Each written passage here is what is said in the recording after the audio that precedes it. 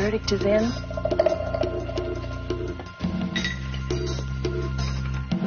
Ladies and gentlemen, please enter single file. Extinguish all smoking material.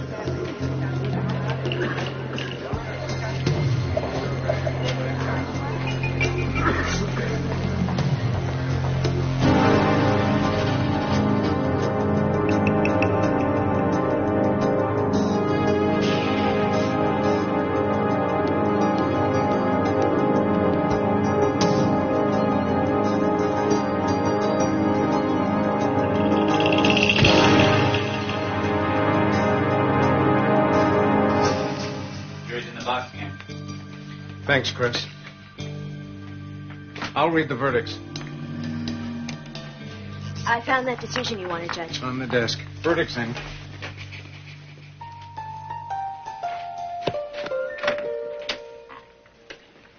Be seated and come to order. Department 15, Judge Kenneth Hoffman presiding, is now in session.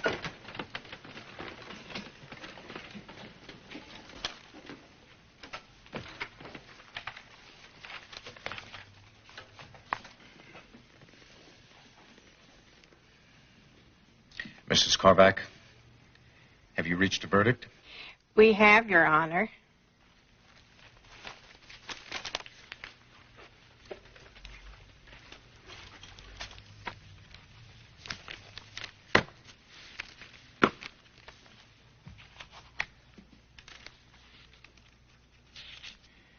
People versus Nolan G. Escherman. We, the jury, in the above entitled action, find the defendant guilty of count 1 of the information, murder. Victim, Susan Cross. A violation of Penal Code Section 187. We, the jury, in the above entitled People action, versus find Nolan the defendant guilty of count 37 of the information, murder. Victim, Darnella Hathaway. A violation of Penal Code People Section versus Nolan G. Escherman.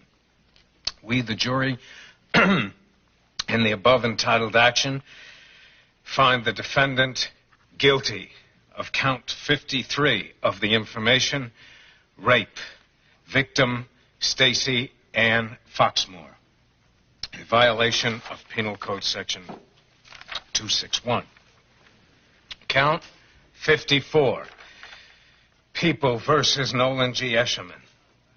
We, the jury, in the above entitled action, find the defendant guilty of count 54 of the information, murder. Victim, Stacy Ann Foxmore. A violation of Penal Code Section 187. Thanks, man. Let's go. Yeah. You too,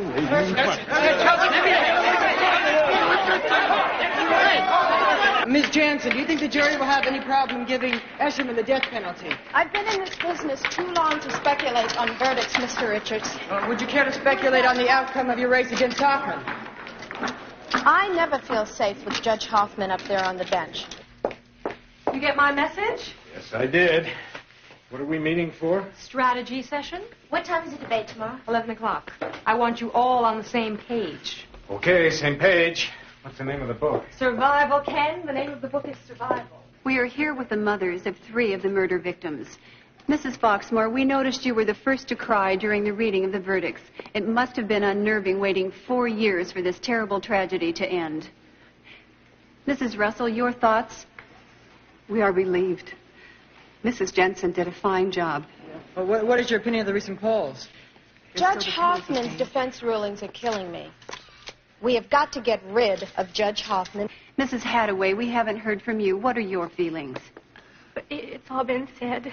The ladies are trying to say that we're all going to be right back here on Monday morning, and we're going to stay here until that animal gets the death penalty. Thank you. That was Mr. Hunter, president of the Wasco County Citizens for Justice, and this is Beverly Higgins at the Wasco County Courthouse. where we will return next week when the penalty phase of the Nolan-Escherman murder trial begins. What's the point if we're not going to talk about the issues? The point, Ken, is that you judges hired me to run your campaign. And the point is that you're supposed to take my advice. Which is? Which is, just be good, all right? That's all. Be good. Are you telling me to be quiet? I'm telling you to be wise. I'll be there. Art? Long 6 weeks, eh, Judge? You ready for the penalty phase? Art!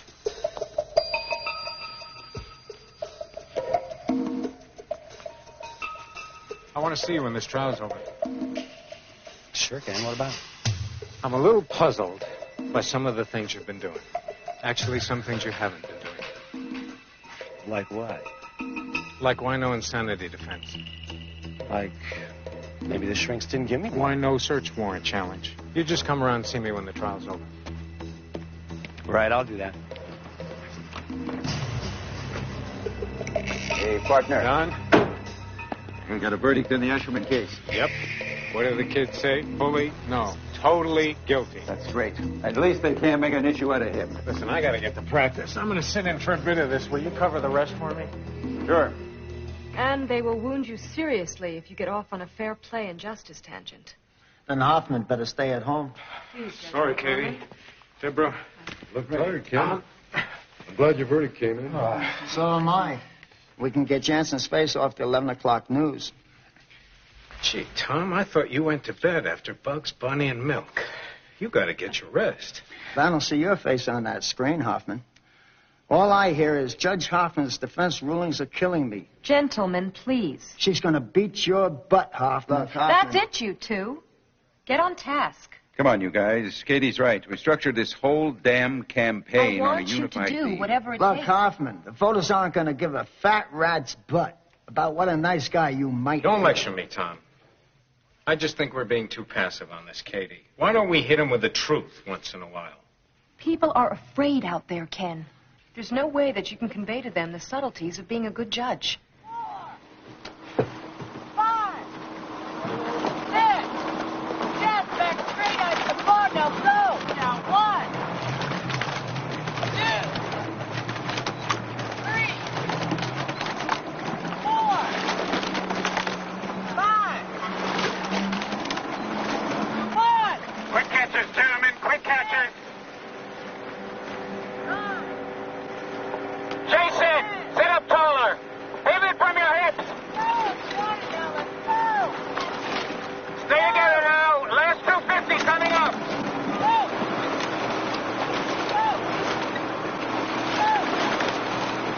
Back, you're at 30. Take it up to 34.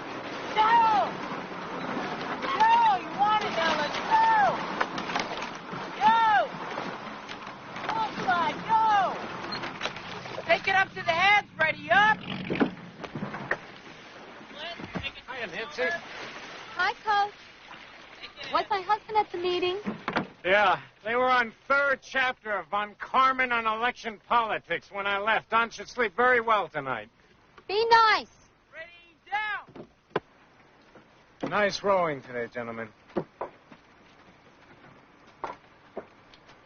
Jason's back's killing him, and I think he's trying to hide it. I know. But it's his pain, Zach. He'll let you know when he can't handle it anymore. Do you think I should talk to him? It's your boat. You're the coxswain. Use your own judgment. Hey, did the verdict come in today? Yeah, guilty. Oh, great. Susan and Karen, too? Yes, all 17. Everybody at school wanted to know.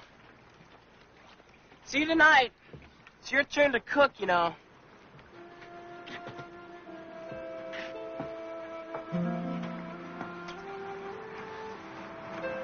Such a beautiful river, Ken. Mm-hmm. It'll be a year next week. I miss her so much.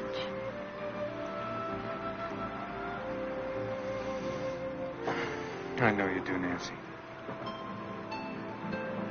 I miss her, too. Ken, it's an important debate. Don't be difficult. promise me? No.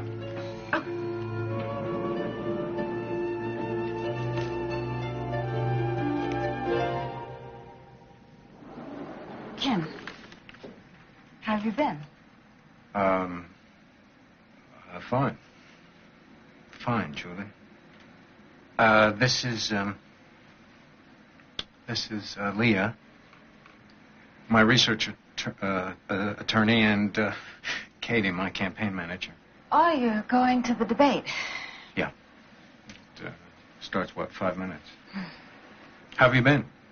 How's the new job working out here? Good. I miss the people at court.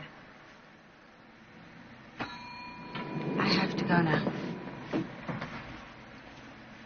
It was nice seeing you. You too. Would you tell my judge hello? I will. I'll do that. Her judge? Who was that? She used to be Judge Faulkner's court clerk. The people are simply fed up with judges who put their interpretation of the law before the liberty and safety of the common citizen. Time and time again, we see the criminal manipulating the system for his advantage. And judges, such as these, not only walk down the primrose path with them, but they go out of their way to pave that path with newly created rights for which not even they can find constitutional precedent. Thank you. Judge Faulkner, your response. I agree. But it's the appellate court that creates these laws. There's no one on this side of the room that wants to see criminals go free. Mr. Condren, your last question, I believe. Yes, to Judge Hoffman. Judge, we've heard almost an hour of debate. It appears to me that there are no substantial issues in this contest. Do you agree? No, I disagree. I think the folks over there have a very low opinion of the average voter. They think they can press the fear buttons, and all the sheep out there will vote them an emotional victory. When we let one go, it's usually because the legislature passed another fuzzy law, or some DA or cop didn't do his homework. Thank you. Just a few more questions. Mr. Gibbs. Judge Hoffman, are you saying that you do not take personal responsibility for your decisions? I am always willing to take the heat for my judgments, Mr. Gibbs, if that's what you mean. On the subject of responsibility, I might ask you a question. When is the last time that you heard a district attorney or a cop stand up in public and cry out, mea culpa, admit that he messed up? I've been in this business for a while, and I've never seen it. What about you? I think, Judge Hoffman, you're... My question is directed to you, Mr. Gibbs. It's not my job to attack the police or prosecutors, Judge Hoffman. It's not our intention to do so. What Judge Hoffman is saying will be said by Judge Hoffman. Thank you very much, Judge von Karman. I don't ask you to attack them. I ask you simply to write the truth. You should read his words very carefully. He speaks for this community. Oh, I read them, Miss Jansen. What pains me is that I keep hearing your voice in the background. Oh, Jen. Thank you all. It seems like we always run out of time when the issues get complicated. Remember to vote Tuesday after next. Thank you, and goodbye. Okay, pick up that cord, would you? Tom, here's your love note. Yeah, it's really nice. Hey, Coach, I'm out of here. I borrowed $10. Is that okay? Sure. What are your plans? Well, first we're going to go to the movies, and then I'm going to spend the night at Jason's. Is that all right? Yeah. Just stay away from drugs and cheap women. Okay. And get to bed early, both of you. You got school tomorrow. All right, see you around. All right.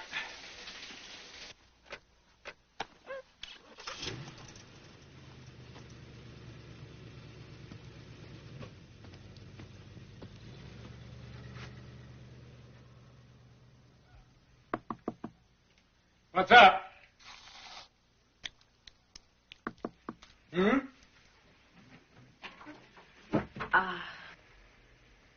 It's me. I finished the research. I left it with the mail.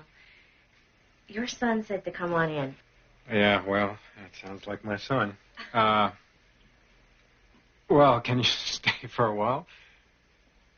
Sure. All right, there's some wine in the fridge. Make yourself at home. Sounds great. You want some? Sure.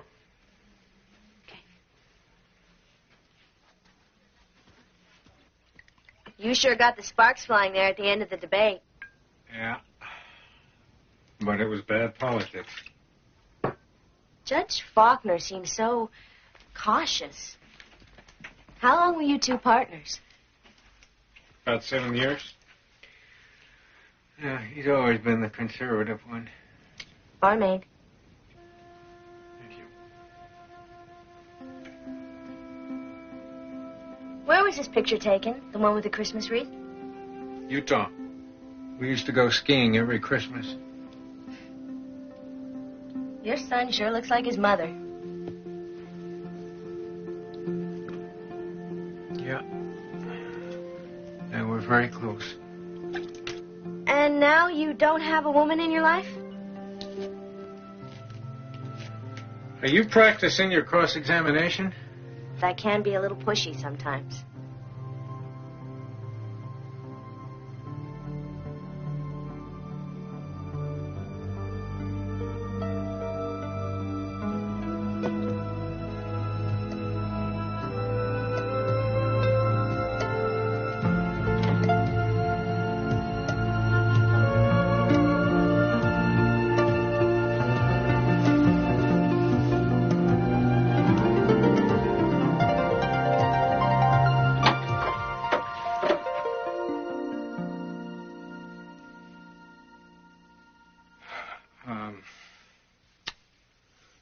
Leah, I'm sorry.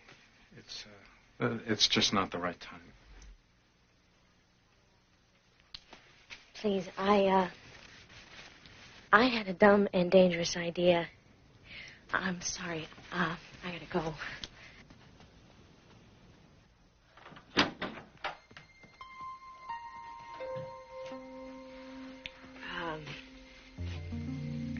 I'm not real sure how to deal with this. Neither am I. Let's think about it, okay? I'll see you Monday.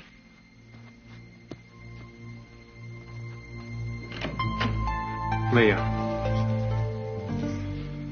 I've made terrible decisions when it comes to women.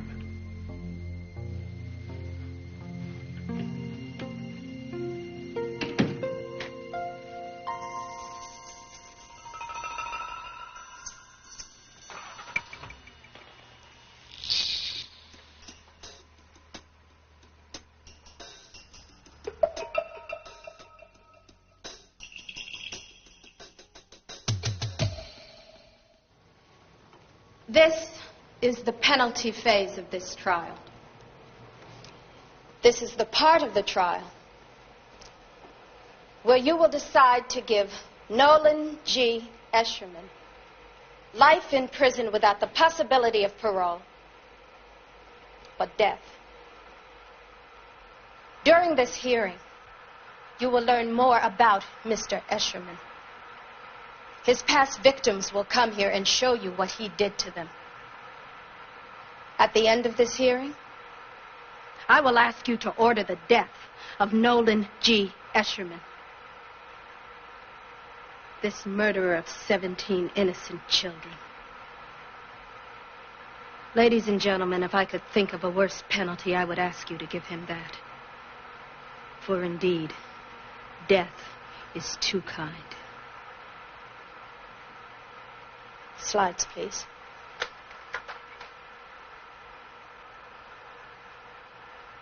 Remember the faces of these beautiful girls during your deliberations. I want these images seared into your memories. These are the same soft eyes Mr. Escherman saw, filled with innocent playfulness. Then fear, then terror, then the most unbelievable pain, then death, then death.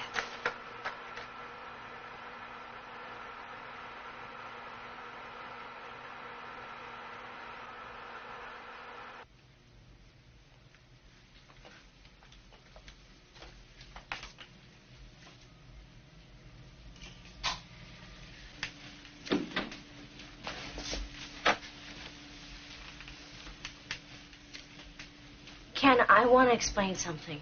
Leah, you don't have to. Yes, I do. Last night... Mail call.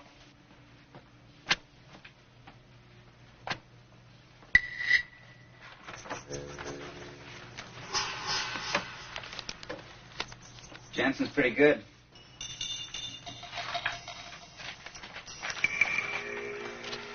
Did this letter come in the regular mail? Yes. What about the mail you brought me last night? Well, it was on your desk. Give me the court file. Bring me 2 copies of each of these. Get Jansen and Singleton, get them in here right away.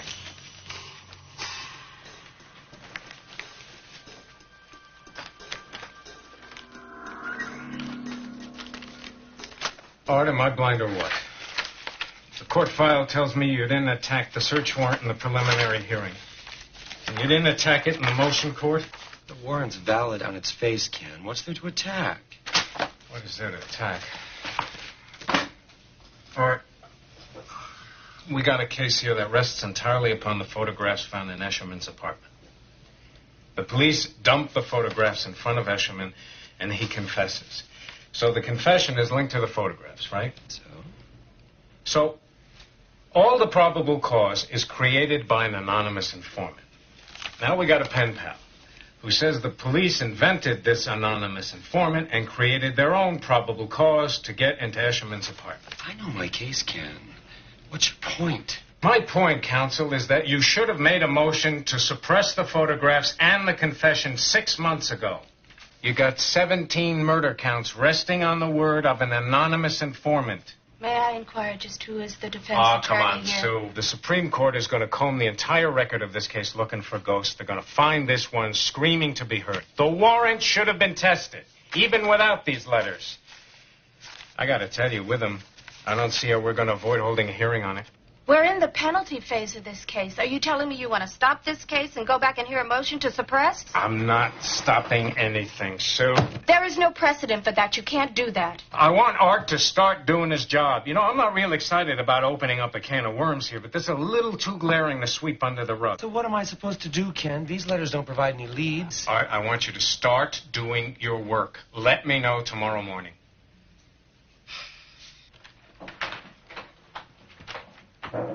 The letters allege the cops trumped up the search warrant. So, what do you think? Ken, the world is full of crazies. If I were you, I'd forget it. We got enough trouble with this election as it is. I can't just forget it, Don. I give copies to Singleton. I expect him to run a motion on it.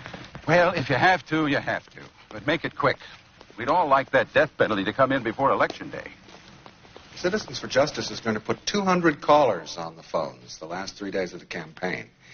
Our goal is to reach 30,000 voters. And we'll have ads in both of the papers. We'd like to know that we're backing candidates who would be responsive to our voice in the community. Thank you, Mr. Hunter. I think that we have a clear picture of the format of the debate you're proposing. If you'd like to wait outside, we'll take a vote on it and let you know right away. Thank you, Thank you, Mr. Hunter. Thank you. Very welcome. Thank you.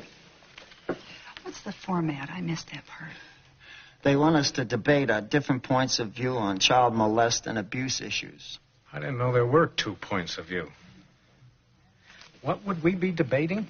Mandatory sentencing, confidential testimony of victims, videotape testimony. Legislative areas. We can't win on issues like that. Exactly. It's not important that we win. It's sufficient that we appear to be concerned, willing to listen, willing to make a commitment. A commitment to what? How about a commitment to reality, Hoffman? If you and Fontana are so hot to get back out in the streets to hustle hypes and whores, then you can do the rest of us a favor and buzz off. Look, Ken, I went to their meeting last week. These people are not a bunch of nuts. People are listening to them. The public already thinks we're a bunch of political prostitutes. Why should we degrade ourselves further by doing one-night stands? You know my vote. Am I excused?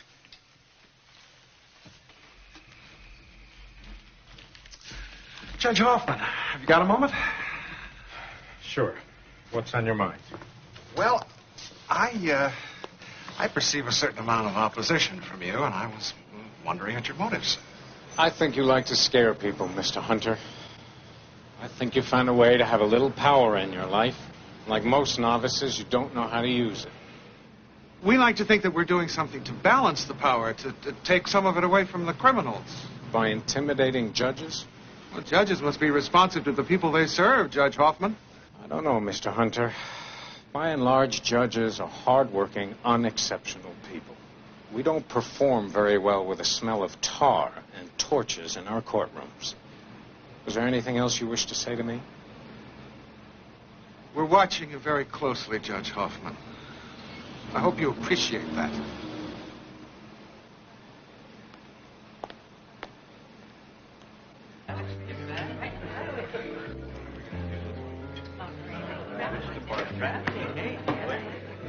Ken?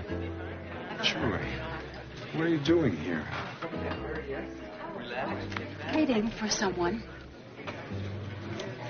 Would you like to sit? Sure. I'm waiting for my research attorney, Leah. You met her? I remember. Judge? Scotch Rocks. How's your son? She's a teenager. How are your girls? Oh, they're great. I finally found a sitter that I feel satisfied with, so it gives me a chance to... You look terrific. I feel wonderful. I really like the new job, and I'm seeing someone now. A nice man. He's an attorney. I know. I'm trying not to hold that against him. I've thought about calling you. No, you shouldn't do that. I gotta go. You look wonderful, and I'm glad things are working out for you. I really am. I hope things work out for you, too. It was nice seeing you.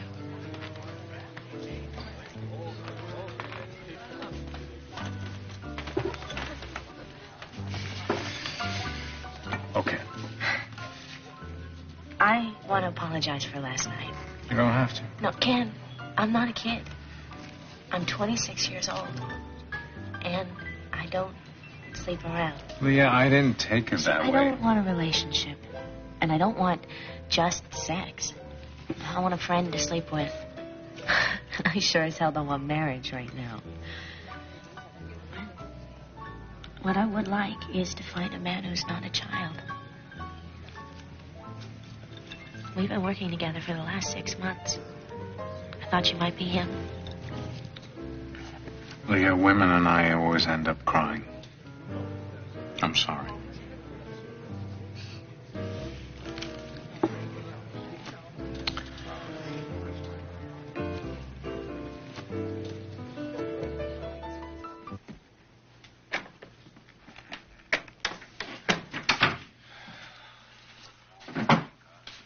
Zach?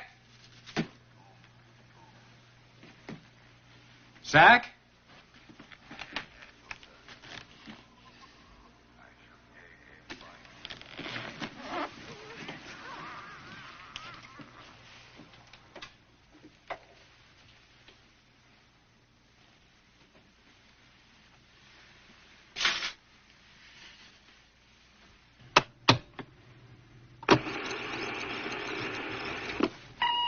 Hoffman, sir. I'm the one who wrote you those letters. I just wanted to remind you that I expect you to look into that now. Those cops lied through their teeth about the search warrant. I'll be watching the newspapers to see what you do. Bye-bye now. Damn it. Those cops lied through their teeth about the search warrant. I'll be watching the newspapers to see what you do. Bye-bye now. I still say it's a bunch of bull. Art, have an investigator talk to the cops. And what do you think the cops are going to say? Yeah, you caught us. We lied under oath. But you go ahead. Let this mass killer out it took us years to put away. Have you forgotten that we're dealing with real people out there? I'm going to make a motion to send this to Judge Faulkner. Now, he issued the warrant. He's the one who should rule on it. The case stays here, Art. You can make all the motions you want. The case stays here. Can I butt in for a minute? Maybe you are a little too involved to rule on this issue properly. You may not like this suggestion, but I think you should transfer this to someone who's not up for election this time around. The election does not exist inside that courtroom. The case stays here. Okay, I just thought that. I know what you thought. I appreciate your chivalry. Art, I need your decision on this. Are you going to move on it or not? And what if I don't? I will. I'll appoint an investigator, and I'll open a hearing. Then, Your Honor, you try your case, and I'll try mine.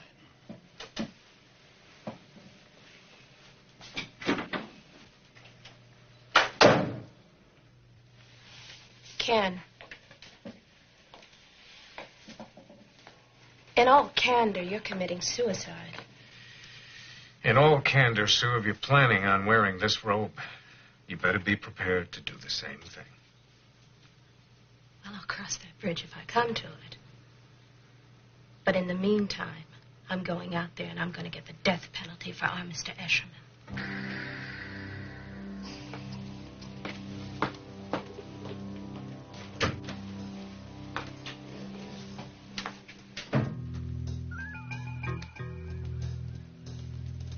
Turnley and Dagumpata are the cops who served the warrant. You know them? Yeah, we work together. All right, what it boils down to is yes or no. Did they lie to Judge Faulkner on the search warrant? What's the payoff if the search was bad? Bad search? No case. Fruit of the poisonous tree. Mr. Escherman takes a walk. And you want the real thing here, not just a walkthrough.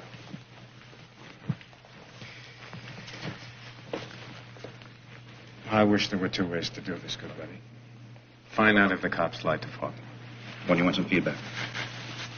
Yesterday. Thanks for lunch. Sitting ready for a start, and 5. Êtes-vous prêt? Parfait! 3/4. 3/4. 4. 1. Good timing, good timing. Hey, they look good. Nice control on that one. How's the penalty phase going? Jensen's piling it on. Yep. Tedious. Bring it back to the line, gentlemen. Word's out you really blistered Singleton's butt over the search warrant issue. Some people are wondering are they going to act on it, start some investigation. I already have. I appointed Pete Pavlovich yesterday. I want him to look into it. Oh, has he come up with anything? Oh, not yet. He's in San Francisco. One of the cops who did your warrant is there for some cop convention. You guys on to anything, or are you just going through the motions? Well, I don't know, Don. Now, I got somebody out there who may know more about this case than any of us, and Singleton won't move on it, and I can't kick him off the case in the middle of the trial, so I got to pursue it. Because I don't want Singleton to mess this case up. And then have the Supreme Court tell me go back and do it right before they can gas the misrepresented SOB. Êtes-vous prêt? Parfait! 3/4. 2 and 3, you slap me on the catch. 1. You guys rowing or you killing fish? Go back to the line, do it again. And if this thing blows up, we're all back practicing law next year. Listen, Don, if this thing blows up, I make Time magazine. Because I kicked 17 murder counts on some guy who did his best to reduce the teenage population of this county. If I find out those cops lied to you on the warrant, I'm not going to have much choice. Now am I? Hey, nobody's asking you to take a dive.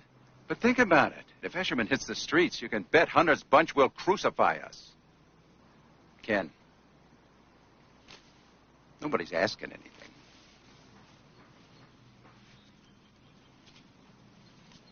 It's funny. Sure sounds like it. Doctor, Directing your attention to People's Exhibits number 106 through 109. Would you describe what we're seeing there? These appear to be sores of some kind. Are they? No. But they're definitely burns. Probably caused by a cigarette. There's a better photo here.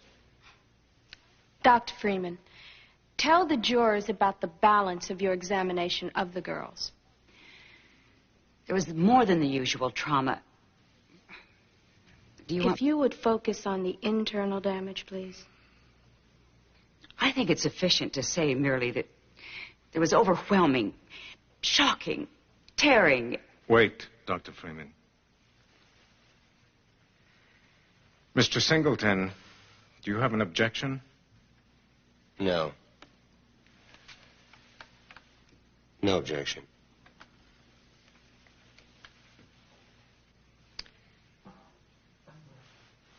Proceed. Have you ever seen anything like this before? I think you're pushing it. Well, there's no objection, Your Honor. Please answer the question. Have you ever seen anything like this? No. Had these girls lived, they would never have... I think that's sufficient. Thank you.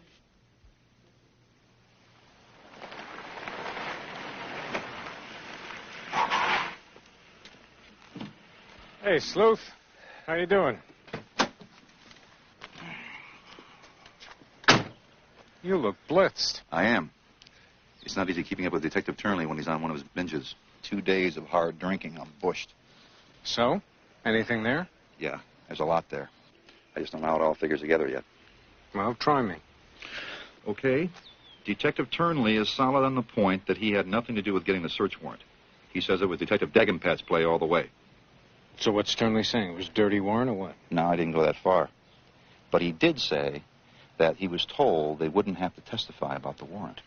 They wouldn't have to testify? Mm-hmm. Who in hell would tell him that? I don't know. Somebody who was in a position to make the promise? No details?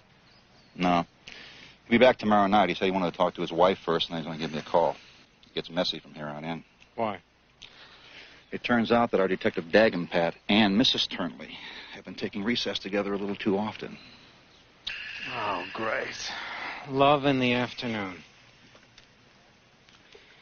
The partner and the wife are messing around, That gives Turnley zero credibility if he decides to drop the dime on his partner. Thought you should know before you dive in. There's another thing. Turnley's drinking nonstop these days. He's near crack-up. I gotta get some sleep. I'll give you a call after I talk to Turnley. What about our mystery voice? Any ideas? Just a hunch. I may have something for you by Saturday. I'll let you know. Where are you off to? I'm going to play a little political poker.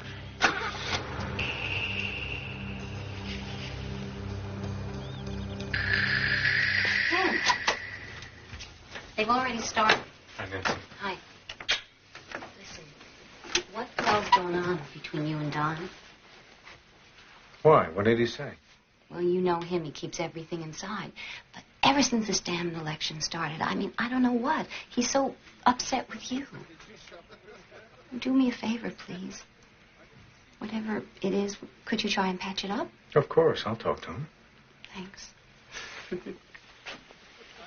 Can't leave him alone with the beautiful woman. Some folks got it, and some folks ain't.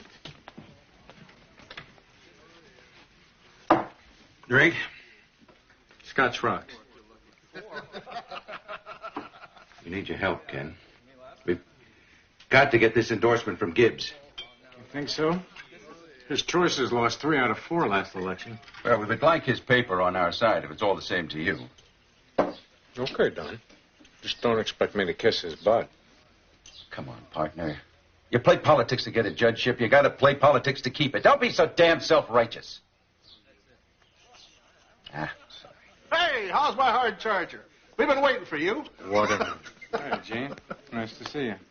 Get on out there, Hoffman. You are tonight's designated loser. Thanks. What's Waterman doing here? He's helping us with Gibbs. What do you hear from Pavlovich? I just talked to him outside. He's waiting for a phone call. Looks like one of the cops, Turnley, might have something to say. What's his story? We don't know yet. Damn it, Ken, why can't you wait till after the election? It looks like you're going out of your way to butt in. What difference does it make? Why don't you leave the whole thing alone? I can't do that. Then I'd get sick of something. You fool with this damn case, upset Gene Waterman, and we're all history. It was your warrant, Don. I'd think you'd be interested if the cops lied. Well, I'm not interested enough to lose my job over it, and neither should you. Maybe I should remind you who got you your judgeship 6 years ago. D.A. Waterman, that's who. I'm going to pass on the poker game. I think you and the guys do a better job on Gibbs than I would. I'd just tick him off. You're real good at that. And I want you to get the hell out of here. That's right, get the hell out!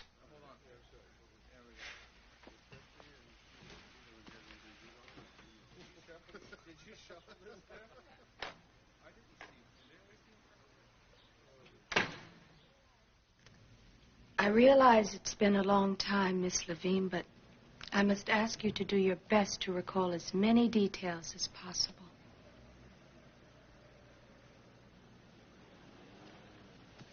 I'm sorry. Most of it is blocked out. I'm working on it with my therapist. We understand. How long have you been in therapy? Since it happened. So, the defendant took you into the shed. Please tell the jurors what happened there.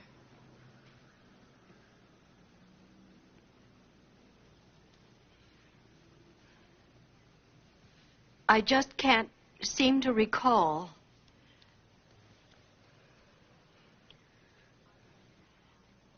I was inside. It smelled bad.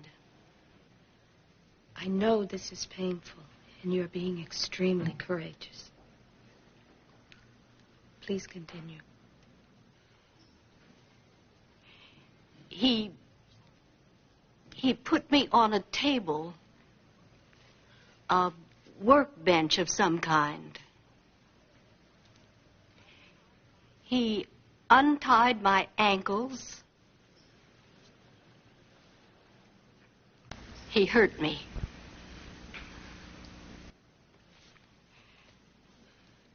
I don't want to tell this. Leave her alone. You've made your point. One more word and you'll be removed from this courtroom. Thank you, Your Honor. Miss Jansen, do you deem it necessary to continue with this witness? I have only one more question, if the court will allow. Proceed.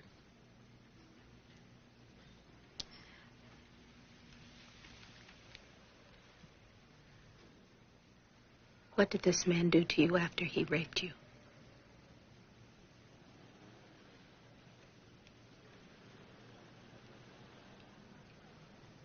He cut my throat.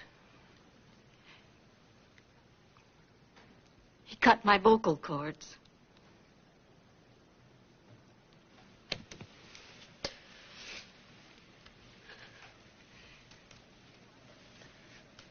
Do I have to show them? No, you don't. You most certainly don't.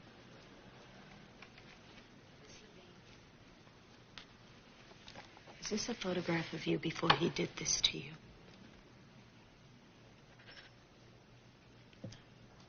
Yes.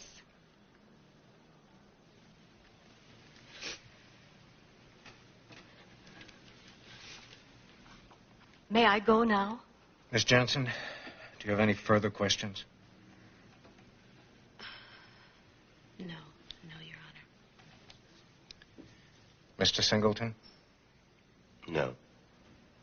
You may leave. And thank you. Good luck. Thank you for another week of service. You will return on Monday. The jury is admonished, as usual, not to discuss this case until it is presented to you for your verdict.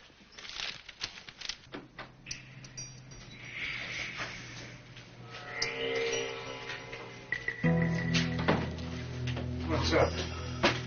Eternally. Came home early. Didn't make it. Stopped on the side of the freeway and put a hole in his head. Cops commit suicide, Ken, just like normal people. Oh, what the hell is going on here?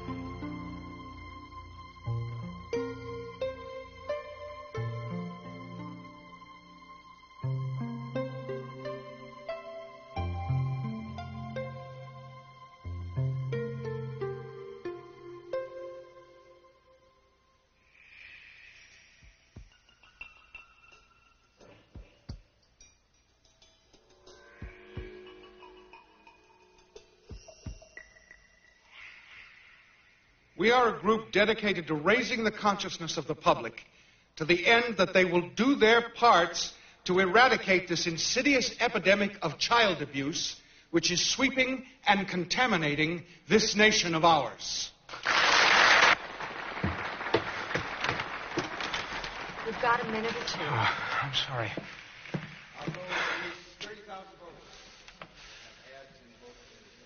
Nancy's given me an order. Patch things up or... Oh, don't come home. That's fine. Forget it. I'm sorry, Ken. I'm really sorry about the whole thing. Did you hear about the suicide? Yeah, the guy was obviously stressed out. He would have been a lousy witness. We'll never know. Spotlight's on. Yes, it's tragic. But at least you don't have to hold that hearing now. Probably not. Look, I got a couple of questions I want to ask you. I looked at the Escherman file this morning. I noticed you appointed Singleton. I want to talk to you about that. Now, each candidate is allowed 2 minutes to ask any questions of any opponent he chooses. We'll begin with Deputy District Attorney Keenan. Judge Hoffman, would it surprise you to learn that over the past 6 years you've dismissed 27 cases of child molest in your court? It certainly would, Mr. Keenan, since the number is 31, not 27. Would you like to discuss them? 27 or 31, that's the largest number of any judge in the county. Well, I've handled more criminal cases than any judge in the county, Mr. Keenan. 16 of those dismissals were in response to a prosecutor's motion. Then you are willing to accept responsibility for the other 15? Responsibility? Yes. Blame? No. As I recall, Mr. Keenan, some of those cases were so weak, the DA waived jury and let the court take the heat. In fact, weren't some of those cases yours? I'd have to check my notes on that. You've got a weak case. You don't have the guts to dismiss it. So you let the judge do it. I've never done that. In fact, Mr. Prosecutor, it appears to me that I've been getting a greater number of your losers since you guys decided to run against us. Now, you haven't been playing politics with the trial calendar, have you? I mean, you haven't been trying to rig the stats against us, have you, Mr. Keenan? I'll say it again. If your office puts a convicted child molester in front of me, that sorry SOB is going to go to prison. They go to the joint. No doubt about it. I hope there aren't any shrinks in the audience because I'm going to make them mad. It's just that I don't believe in this psychiatric mumbo-jumbo. You're a child molester. You got a little green worm in your brain. Judge Hoffman, I'm wondering if you share Judge Von Karman's position. Which one, Miss Jansen? The little green worm theory or the everyone goes to the joint? The latter. As you should know, Miss Jansen, one cannot take a doctrinaire stance and say, I will always do this or that. Well, I can. Are you saying that we, all of us here, are wasting our time? These are concerned citizens. You're angry. I understand that. What I'm saying is that human beings are too complex. They're too diverse that we at this table shouldn't, and I won't, make you a promise I can't keep. If you didn't hear me the first time, I'll say it again. They go to the joint. And you know what you can do with your soft-headed shrinks and their soft-headed aficionados?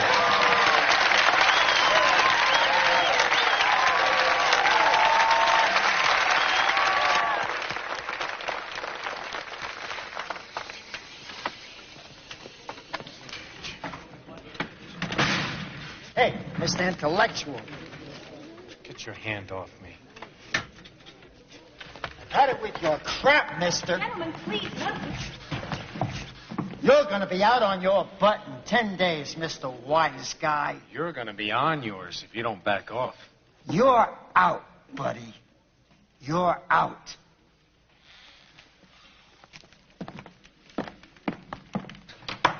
Now, hold this up. Like that. Give me a shim. Perfect.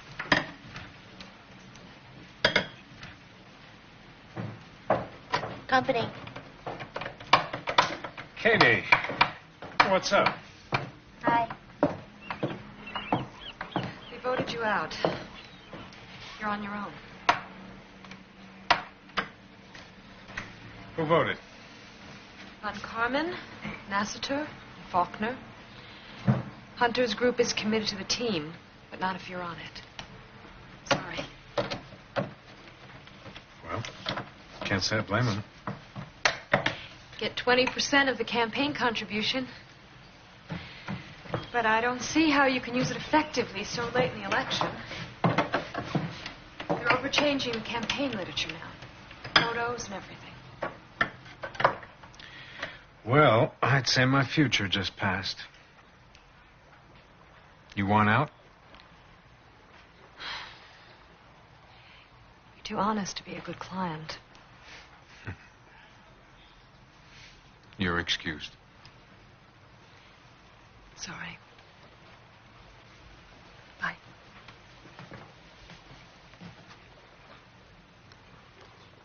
Why would Judge Faulkner vote against you like that? He's afraid of losing. Aren't you? Singleton had a felony drunk driving charge, was transferred to Faulkner's court. The charge was reduced to a misdemeanor. No jail, no fine.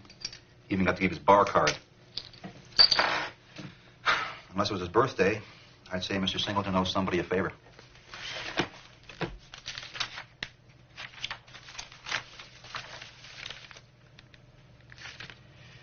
Well, here's the icing on his birthday cake. Faulkner appointed Singleton to the Eshelman case on the same day. Look at this. The exact same day. So who threw the party? I don't know. I think I know somebody who does.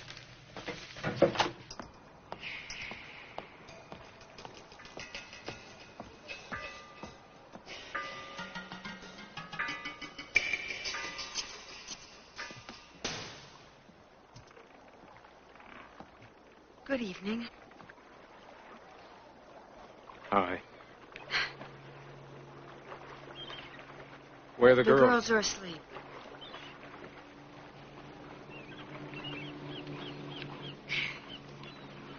Would you like some tea?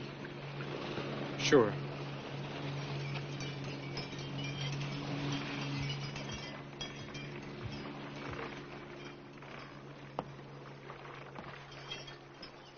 Tell me very clearly, why are you here? I don't want to make a fool of myself. It has nothing to do with us. What then? I need some information on Faulkner. Faulkner, your friend, my ex-boss. He's a fine judge, Ken, and he was very good to me. Whatever you tell me stays here. Look, you are a year late coming through the door, and whatever this is, I don't want to talk about it. Julie, you filed a search warrant on the Eshelman case. I checked the file. I am not your woman. I need to know what happened when that warrant was issued. What is this? You're not going to tell me? No. You'd cut your throat with it. Which district attorney was there when the warrant was issued? It doesn't appear anywhere in the file. Can't you guess? Who's your least favorite DA and Faulkner's best buddy? Waterman. Waterman was there with the cops? And later that day when Singleton got his deal.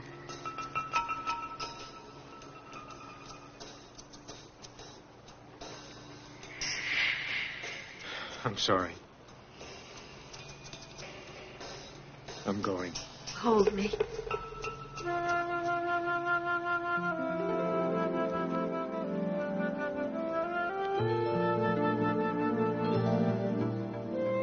Now I have a question for you. Were you really gonna leave her for me?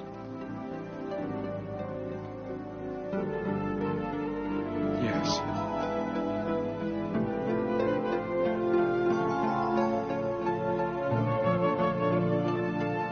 Yes, I was.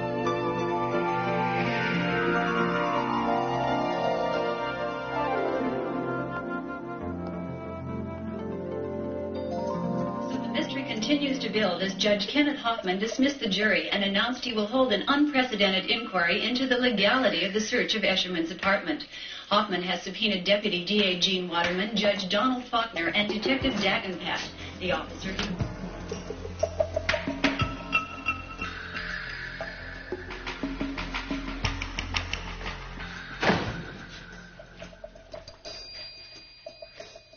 What the hell is going on here? Why did you subpoena me? What is it you want to know? I don't really want to know anything, Don. But I'm going to have to ask you why you appointed Singleton to the Eshelman case. I'm going to have to know why Singleton got a deal Monty Hall wouldn't offer his mother. And I'm going to find out why Singleton's been ducking the search warrant issue. Well, maybe there's reasonable explanations for all of that. I hope so, Don. Off the record? On. Oh, come on. Cut the hardball crap. You cut it. You came over here to talk to me. What about?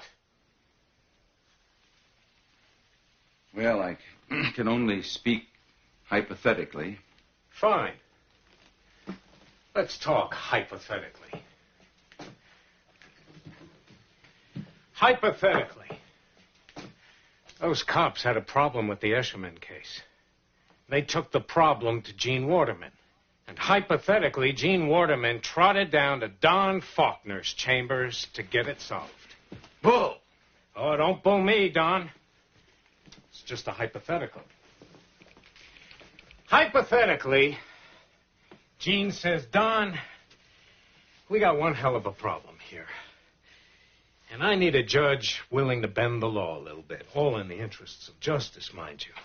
I don't hear your proof, Ken.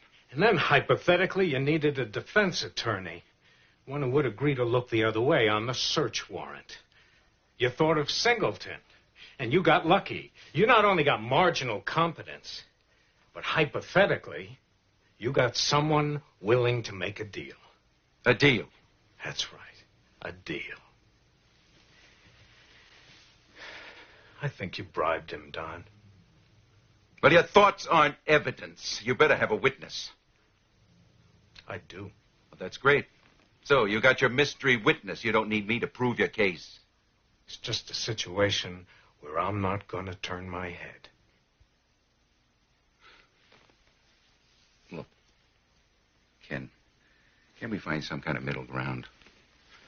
We're talking about 15 years friendship. If your witness proves that the cops lied, that's all you need. It's irrelevant whether I knew it or not. There's no need to call me. I gotta call you. You are the mystery witness. Unbelievable. I think Waterman talked you into a mistake. And I think you know the difference between a mistake and perjury. You're committing political suicide, right and left, and you expect me to hold your hand? Well, you're on the wrong side of this one, partner. Well, I can't say you're wrong on that one, partner.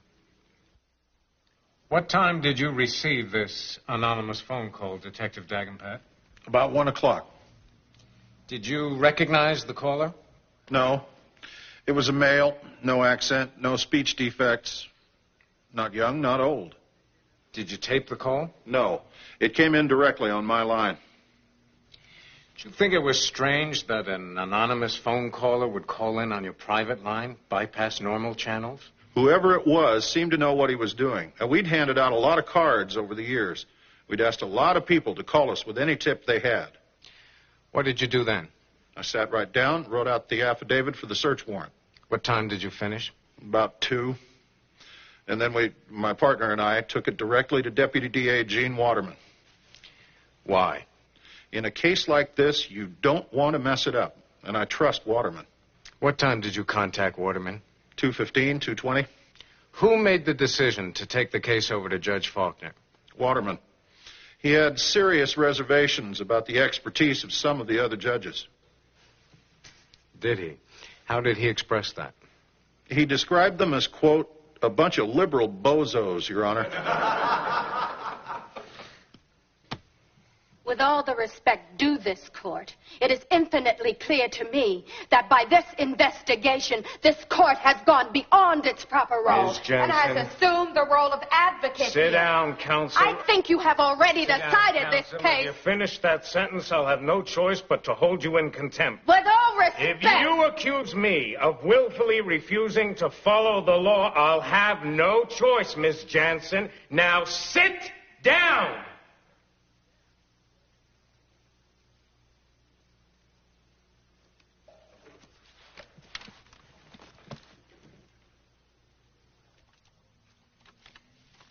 So, you served the warrant around 3:15. Was Escherman there? No.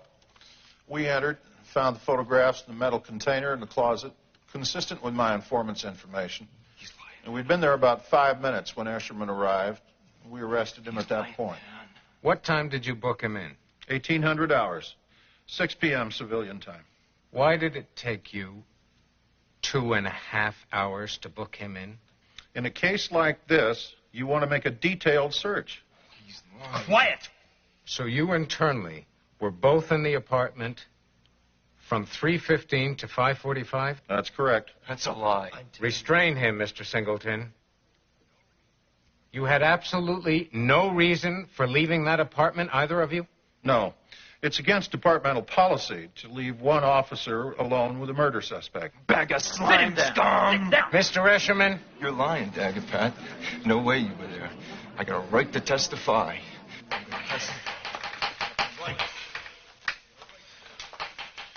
What's the killer like? Escherman. Cold. Temperature drops 5 degrees when he enters the courtroom. Why don't you just have him castrated or let him bleed to death?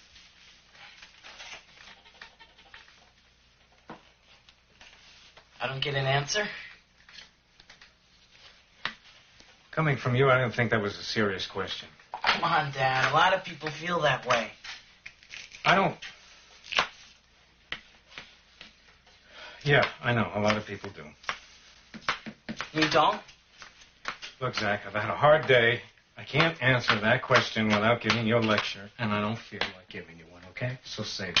2 of those girls went to my school. I know that, Zach. I've got a right to think that way. Great. All right? Think that way. Great. You're telling me you don't? Look, Zach, I happen to have a job that doesn't allow me to think those things. And if I do, and I'd be lying to you if I said I don't sometimes, then I'm not allowed to get emotional about it. All right? Do you understand that? Yes, I can understand that. I just don't like it. So when the hell did you ever hear me say that I liked it? Then after you were handcuffed to the bed at around 3:30, what happened? I asked Dagenpat to show me his warrant. And what did he do? He put his hand in his pocket. He pulled it out. And he gave me the finger. He said, "Here's your warrant." What happened next?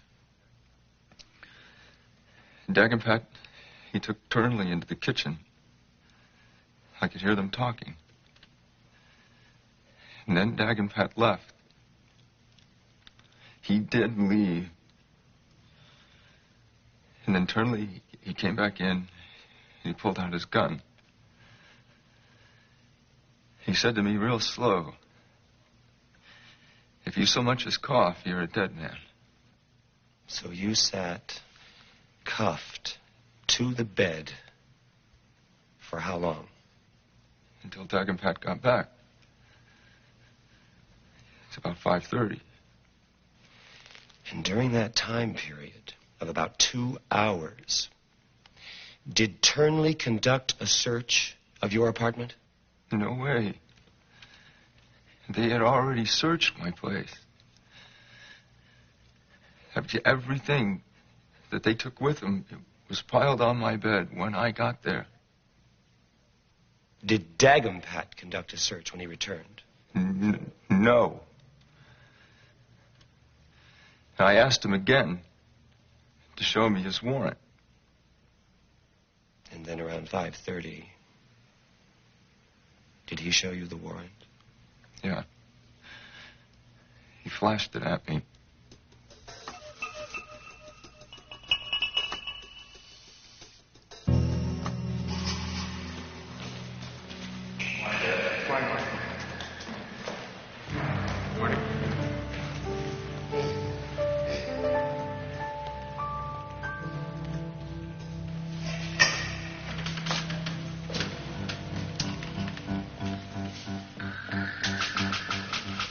James Turnley. Her name is Claire.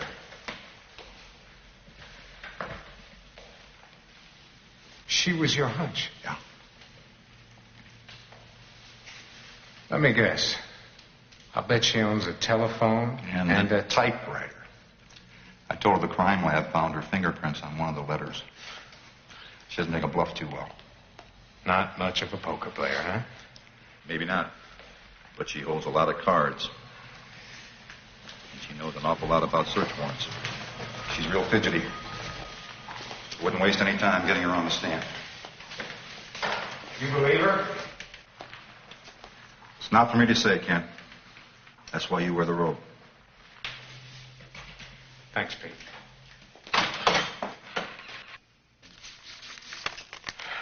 Let's move on to this conversation you had with Detective Dagenpat. Where did it take place? At my home. I'm sorry, Mrs. Turnley, I can't hear you. At my home. In the bedroom. You were having an affair with Detective Dagenpat? Yes. Yes, I was. How did the topic of the search of Mr. Eshelman's apartment come up? Well, I had told him that I could not stand the pressure. The fear that I had that with them being partners and all, that our affair would come out sooner or later. Mrs. Turnley, just tell us what Detective Dagenpat told you about the search? He said Jim was angry with him about what he had done on the Escherman case. What did Detective Dagenpat tell you he had done? Darrell just said he had gotten tired of waiting for something to happen on the case. The guy was on parole for child molest. They knew he had done it, they just couldn't prove it. Anyway, he said he just decided to go inside and search the apartment and see what turned up. Continue, please. He said Jim didn't like the idea and they had a big fight over it. They got inside and they found all those photographs of the dead kids. And then all of a sudden Escherman came in and surprised them. And then Darrell, Detective Dagenpat, he decided to try to get a search warrant to show that it was issued before they had gone into the apartment, so that the search would be okay. Are you sure you understood this correctly? He was trying to cover up the absence of a warrant when the search was made. Objection, it's leading. Overruled. I know what they were up to. I've been a cop's wife for 15 years. And mistress. Not again, Miss Jansen. Mrs. Turnley, what did Detective Dagenpat say happened next?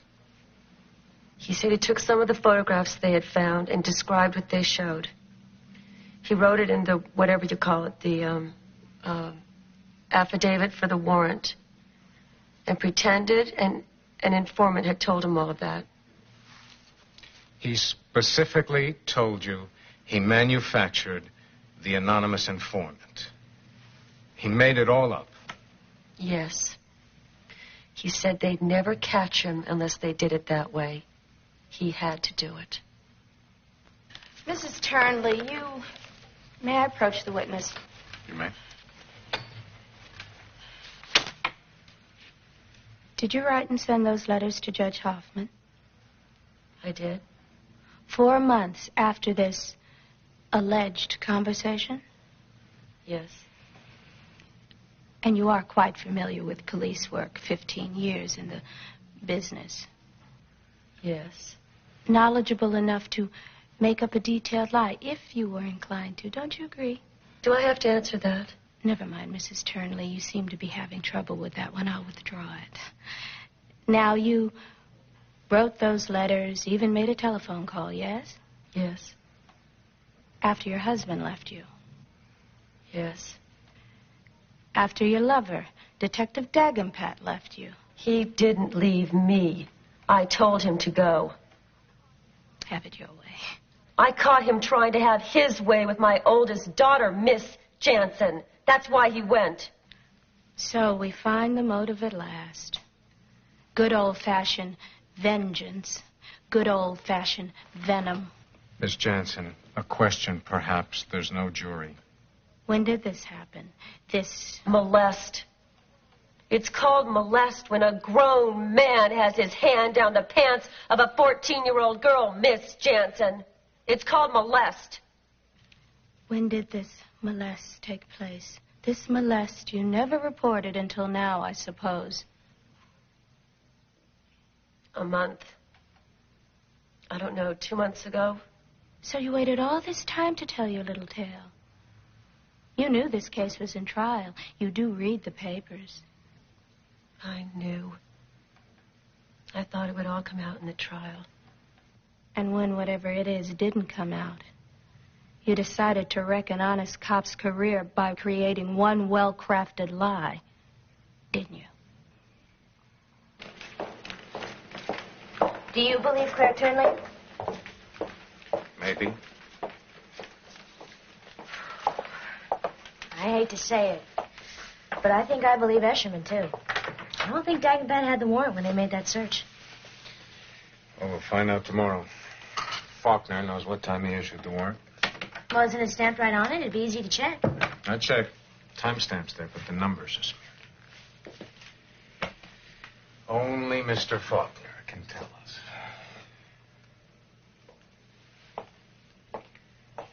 Will he tell the truth?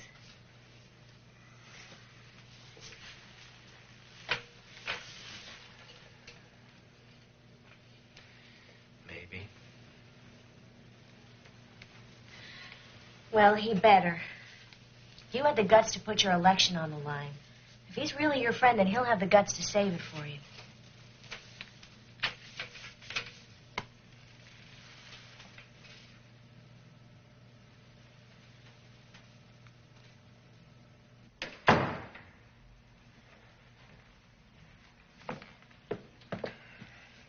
Good night, Gil. I'll see you tomorrow.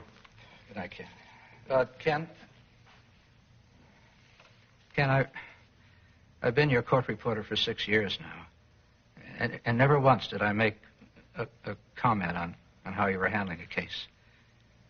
But now you're going to do it. I just don't think you're doing the right thing, Ken. That's all I wanted to say.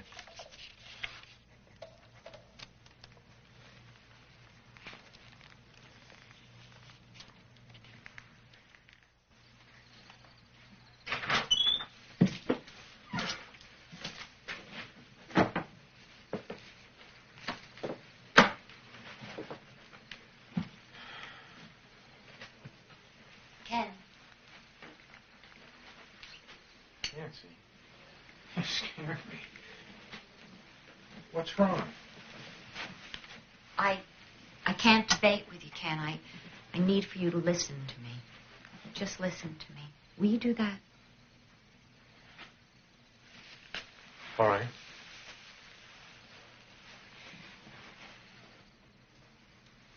If you're going to put my husband on the witness stand tomorrow, if you're willing to destroy my husband and my son and my life... Nancy, I think you should. No. If you do that, I am going to do something so evil, so mean, so beyond my imagination of myself. He has an obligation to tell the truth. Ken, isn't there a point where the legal games and the technicalities come to an end? Are we never allowed to say, no matter what, that man will not get a chance to kill again? Can't you find a way to do that, Ken?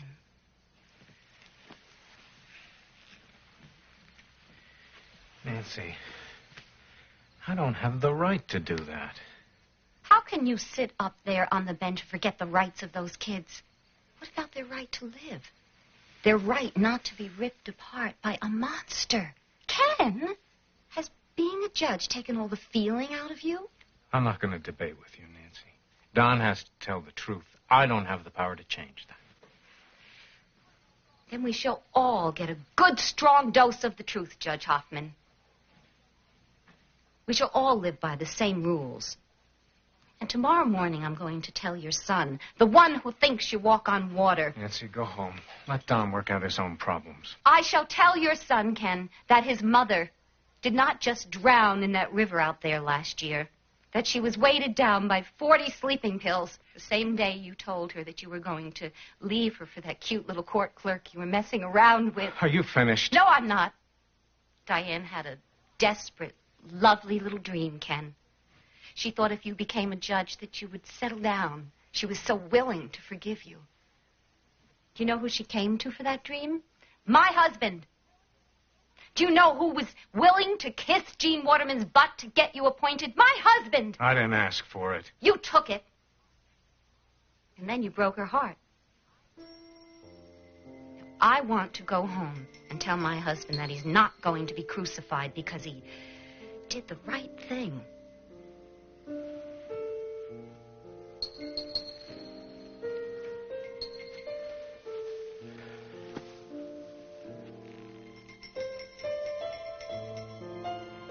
I'm sorry, I can't promise you that. Then I will promise you this. If you don't call me by 8 o'clock tomorrow morning, I'm telling Zach. Nancy, the boys have a championship race tomorrow. Don't wreck it for them. And don't you.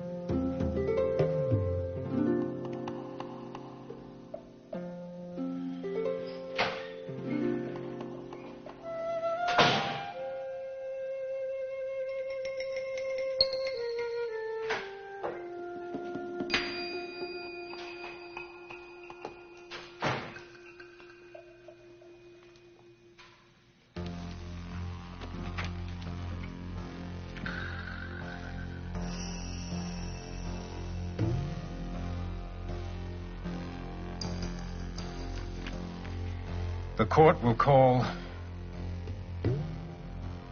no further witnesses. Miss Jansen, do you have witnesses to call? No, Your Honor. I have none. Mr. Singleton? Then the court will hear argument. 12 citizens of Wasco County sat in this jury box for 6 horrible weeks and determined that Nolan G. Escherman tortured, molested, raped, and murdered 17 innocent children. 17 innocent children. If you dismiss this case, if you tell those jurors that their efforts were wasted, then you must do so upon the testimony of a harlot and a convicted mass murderer. I don't think even this court is naive enough or reckless enough to believe that testimony. If you do, if you dismiss this case, then you are carving in stone a message to this county, to this state, even to this nation, that our system of justice has failed.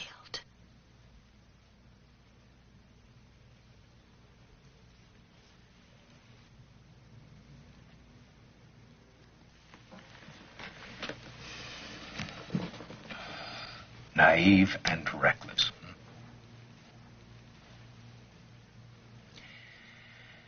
No, naive and reckless is when I refuse to follow the law because I don't like the taste it leaves in my mouth, Ms. Jansen. Once we start doing that, there is no law. A judge cannot pick and choose and fashion the law to reach an end he might personally desire. There are rules, and they apply to everyone, even to Nolan Escherman. Our law is simple. If the police violate the law to obtain evidence, they don't get to use it. I can't imagine a tougher case for the application of that law. But I will not apologize for it. And I will not accept the idea that our system fails when I follow it. And if you keep telling people our system fails when judges do their jobs, then pretty soon they're going to start believing the law doesn't matter anymore. And then there's just fear and politics. Our law protects our freedoms. And it's my duty to apply that law, even when it's painful. Even when it's tragic. There are times that we have to pay a price for our liberties.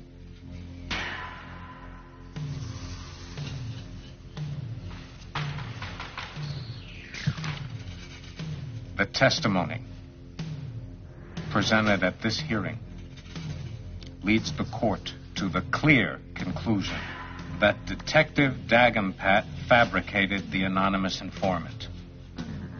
The search warrant was illegal, and the photographs were illegally seized. And the record in this case clearly shows that the defendant's confession was the fruit of the evidence illegally seized at the apartment.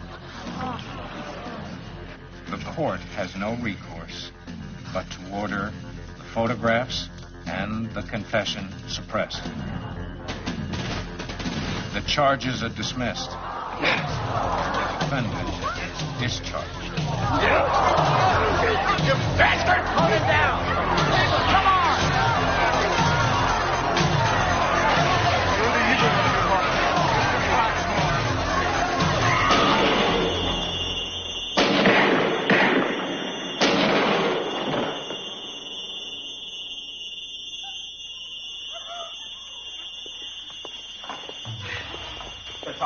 Mark, are you all right? Is he okay? And this is Beverly Higgins at the Wasco County Courthouse. We are here with the last chapter of this tragic case. To recount the events of the day, dead Richard Foxmore, father of murder victim Stacy Ann Foxmore. Dead Nolan G. Escherman. Wounded Mark Rogers, the court bailiff.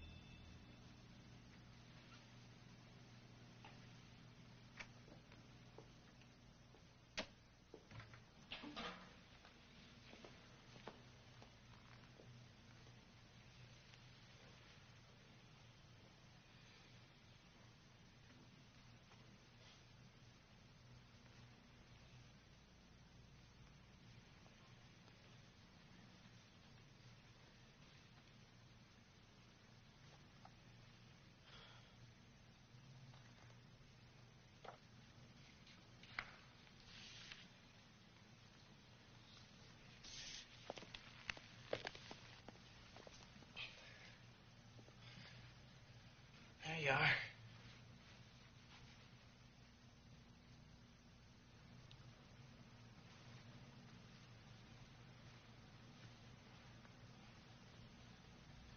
You okay? Yeah, I'm fine. Are you okay? Yeah. Yeah, I'm fine. You sure? Sure.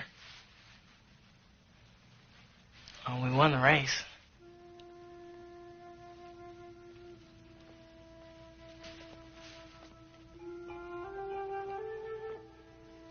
You had to let him go.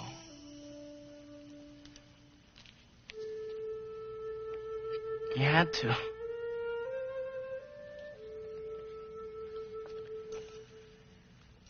Yeah, I did. You know, I remember when I was a little kid. I sat right here when you took the oath. You're up there. And you seemed so high and far away. I was really proud of you then.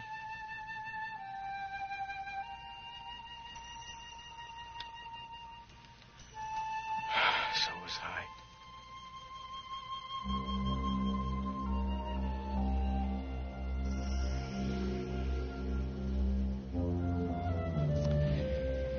It was supposed to be